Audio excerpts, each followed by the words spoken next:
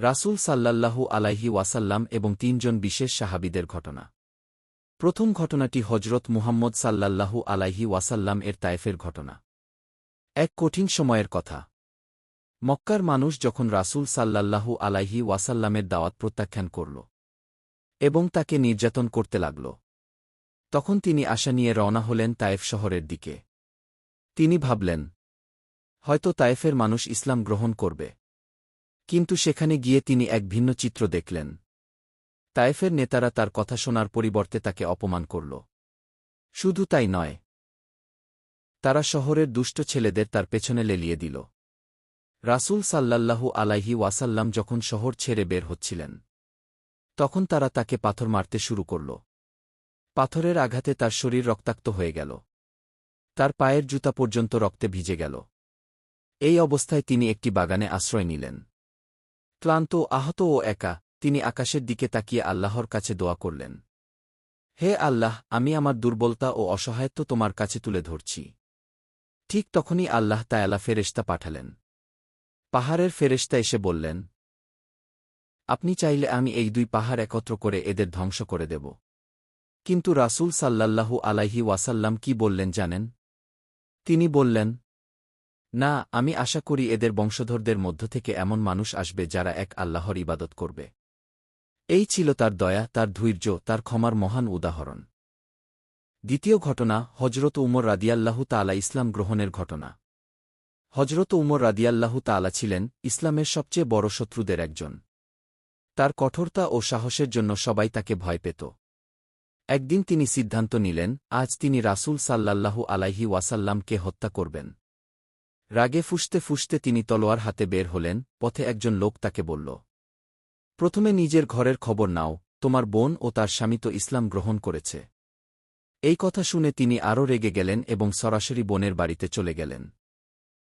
বাড়িতে গিয়ে তিনি শুনলেন তারা কুরআন তিলাওয়াত করছে। রাগের মাথায় তিনি তার বোনকে আঘাত করলেন।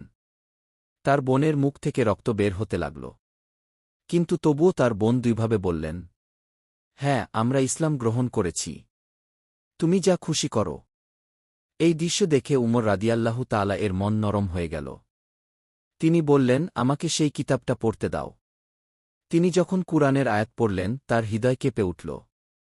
তিনি সঙ্গে সঙ্গে রাসূল সাল্লাল্লাহু আলাইহি ওয়াসাল্লাম এর কাছে গেলেন এবং বললেন, আমি ইসলাম গ্রহণ করতে চাই। এইভাবে ইসলামের এক বড় শত্রু হয়ে গেলেন ইসলামের এক মহান নেতা। সত্য মানুষের হৃদয় বদলে দিতে পারে, যত কঠিন মানুষই হোক না কেন। তৃতীয় নাম্বার ঘটনা, মক্কার কাফিররা যখন রাসূল সাল্লাল্লাহু আলাইহি ওয়াসাল্লামকে হত্যা করার পরিকল্পনা করল, তখন আল্লাহ তাকে মদিনায় হিজরত করার নির্দেশ দিলেন। এই গুরুত্বপূর্ণ সফরে তার সঙ্গী হলেন হজরত আবু বকর রাদিয়াল্লাহু তাআলা।